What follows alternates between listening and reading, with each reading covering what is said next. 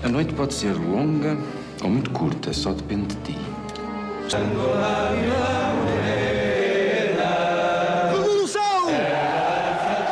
Se não há hipótese de êxito. Ação imprevista. Há militares por todo lado. Poucos homens.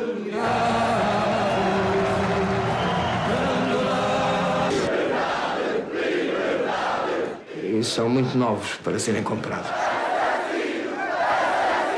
Quem é que lhe dá as ordens? Seja muito bem-vindo, seja muito bem-vinda ao podcast de literatura portuguesa. Sou Jéssica, estudante de letras da USP, e esse aqui é um projeto de encerramento do semestre. Bom, nesse podcast iremos falar sobre Levantado do Chão, que é uma obra do grandioso José Saramago, vencedor do Prêmio Nobel. A gente também vai falar sobre Capitães de Abril, que é um filme português. Ele foi lançado lá pelos anos de 2000, dirigido por Maria de Medeiros, e eles têm temas que se entrecruzam, se entrelaçam, principalmente temas sociais, e eles vão falar também sobre a Revolução dos Cravos. Então vamos abordar obra por obra, vamos entrelaçar elas, vamos destrinchar um pouquinho para incentivar você, ouvinte, a ler este livro ou assistir esse filme e também pensar um pouco mais sobre essas temáticas. Então, bora mergulhar na literatura e depois no cinema. Bom, vamos começar o nosso podcast falando em primeiro lugar dessa obra maravilhosa e grandiosa que é Levantado do Chão, do Saramago. Saramago, todos os livros que ele escreve são sempre livros muito bons, são livros que vão fazer com que a gente pense muito, com que a gente embarque nessa história e a gente mergulhe sempre cada vez mais. Então, Levantado do Chão, ele foi um romance publicado em 1980. E do que ele se trata, né? O livro ele vai abordar temas sociais, políticos e históricos, utilizando aquela narrativa tão peculiar, que é uma narrativa saramaguiana, que é um estilo único de escrita e que pertence ao autor, né? O enredo do livro ele se desenrola ao longo de várias décadas de Portugal. Ele vai abranger o período que vai desde as primeiras décadas do século XX até a Revolução dos Cravos, lá em 1974. Então, o foco principal vai ser nisso, né? Nas lutas sociais e nas condições de vida dos trabalhadores agrícolas e camponeses. E uma coisa muito interessante que a gente precisa saber sobre a biografia de Saramago é que ele é oriundo de família de agricultores, de uma família muito simples, né? Então, aqui no Levantado do Chão, a gente vai ter esse foco maior para os lavradores, a gente vai ter esse foco maior, né? Para os camponeses, para uma vida mais rural.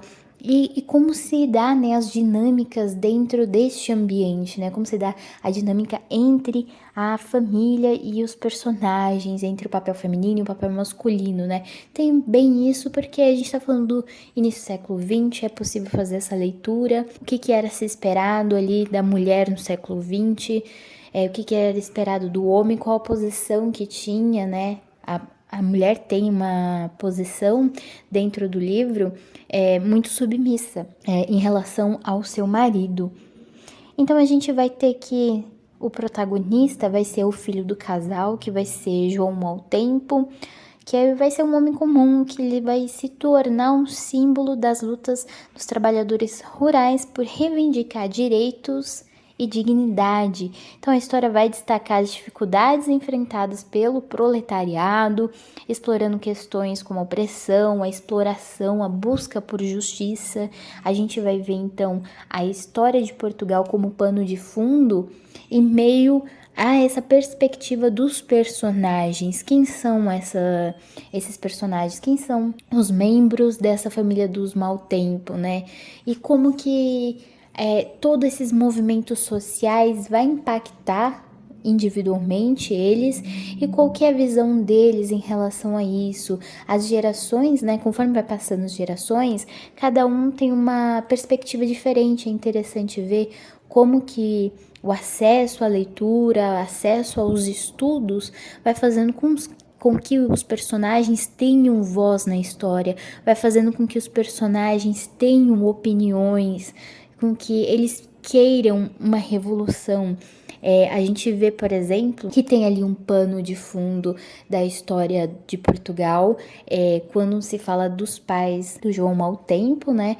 Quando ali o foco da história neles, primeiro a relação do casamento, como se dá a relação entre o pai e os filhos, entre a mãe e os filhos, e a gente vê que a história de Portugal está sendo contada, a economia, a política está sendo contada, entrelaçada com os personagens, porém os personagens não têm voz, não percebem, não que eles não percebam ao todo, mas eles não têm voz para falar sobre a política, eles não têm voz para não verem além daquilo que eles estão tentando viver, né? Daquilo que eles estão tentando subsistir. Já quando ali começa com o João Mau Tempo, que ele vai para a escola, vamos começando a entender que um dos recursos literários usado por Saramago é isso, né? Do personagem poder começar a falar, começar a se expressar um pouco mais. E ele começa a se expressar ao longo do enredo de uma forma que a gente vai vendo a perspectiva social e a gente vai vendo a perspectiva de como a sociedade está impactando o indivíduo, né? E como esse indivíduo ele tem queixas com o que ele está vivendo, com que o que ele vive não basta, que ele precisa de algo melhor. Então, Levantado do Chão é uma obra que vai mesclar a história e ficção. Ele vai oferecer uma reflexão muito profunda sobre a sociedade portuguesa e suas transformações ao longo do tempo, com uma ênfase nas condições desses trabalhadores rurais, né? E é interessante que Saramago, em suas obras, ele traz muito isso, né? Da visão do indivíduo perante a sociedade, como a sociedade impacta o indivíduo e como essas relações elas estão entrelaçadas. É uma coisa bem modernista também, né? E por que essa obra é tão importante da gente ler, né? Porque ela pertence ao escritor Saramago, ele é um escritor português, como já deu para notarmos, né, até essa altura do podcast. Ele foi ganhador do Prêmio Nobel de Literatura em 1998. Ele também ganhou o Prêmio Camões, que é um importantíssimo prêmio literário da língua portuguesa, em 1995. E Saramago ele foi considerado responsável, né, pelo efeito do reconhecimento internacional da prosa em língua portuguesa. Isso abriu portas para que outros escritores em língua portuguesa, não só portugueses, mesmo referindo-se aos portugueses de Portugal, mas também aos outros escritores, como escritores brasileiros e escritores também de outras nacionalidades, como moçambicanos. Gentlemen, as I was saying about the colonial question, every other European country has already resolved it. A situação no ultramar é uma prioridade para o Sr. Presidente do Conselho. Perdão, Portugal é e será sempre uma nação pluricontinental e multirracial. Custe custar, doa a quem doer. Senhora, a educação é uma coisa difícil. A nossa missão, António, é civilizar esses povos. A saúde, a educação. Então a gente vai falar sobre Capitães de Abril, porque está entrelaçado juntamente com... Porque a gente vai fazer, né, uma reflexão tanto do livro quanto do filme. Esse filme é um filme português lançado lá pelos anos de 2000. Ele foi dirigido por Maria de Medeiros, como eu falei lá no comecinho do nosso podcast. E o filme, ele retrata os eventos reais da Revolução dos Cravos. E um dos pontos altos do Levantado do Chão é a Revolução dos Cravos. Por isso que a gente vai fazer, intercalar, né, as obras, a gente vai fazendo essa análise um à luz do outro. Para quem não se lembra, não se recorda sobre a Revolução dos Cravos, ou quem não conhece, ela ocorreu lá em Portugal em 25 de abril de 1974. Ela levou o fim da ditadura e a instauração de um governo democrático, né? E o filme, ele vai falar sobre isso, né? Não é à toa que fala sobre Capitães de Abril. Por que Capitães de Abril, né? Porque foi um movimento político e social, a Revolução dos Cravos.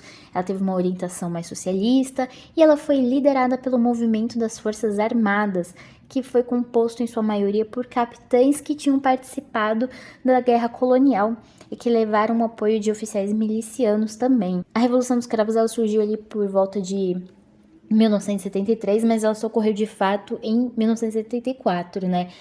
E para quem ainda não se recorda sobre a guerra colonial, que é uma questão super importante ali dentro da Revolução dos Cravos, a guerra colonial era Portugal ainda colonizando diversos países do continente africano, como Moçambique, Angola, né? Então Portugal estava invadindo esses territórios e os povos estavam lutando contra essa invasão. Isso em pleno século XX, isso em 1970. Então, assim, é muito assustador lembrar desse fato histórico. Ali pelas tantas no filme, né, Capitães de Abril, a gente vai ter uma frase muito impactante do segurança-geral, que ele diz que ela foi e sempre será uma nação pluricontinental e plurirracial, né? Não se engane com essa frase, gente.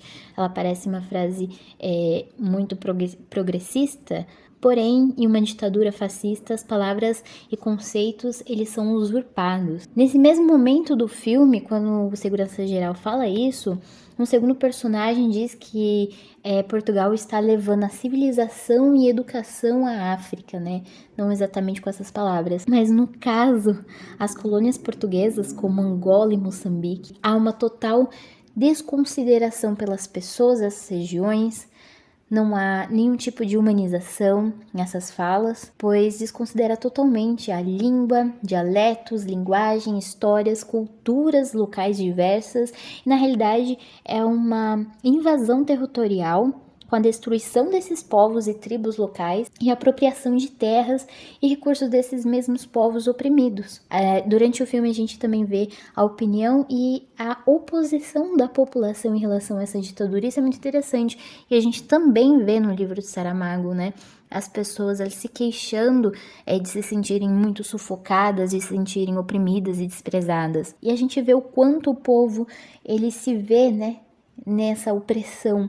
E além disso tudo, em sua grande maioria, o povo não apoia essa guerra colonial, né, essa invasão colonial. É interessante a gente agora recorrer à obra do Saramago, lá na página 379, no trecho onde começa "Todos os dias são iguais e nenhum se parece", até a página 380, a gente vê os lavradores, os camponeses, eles não sabem o que pensar, eles não têm vozes, eles ficam estarrecidos e eles ficam incrédulos quando os soldados eles chegam no interior ali, né?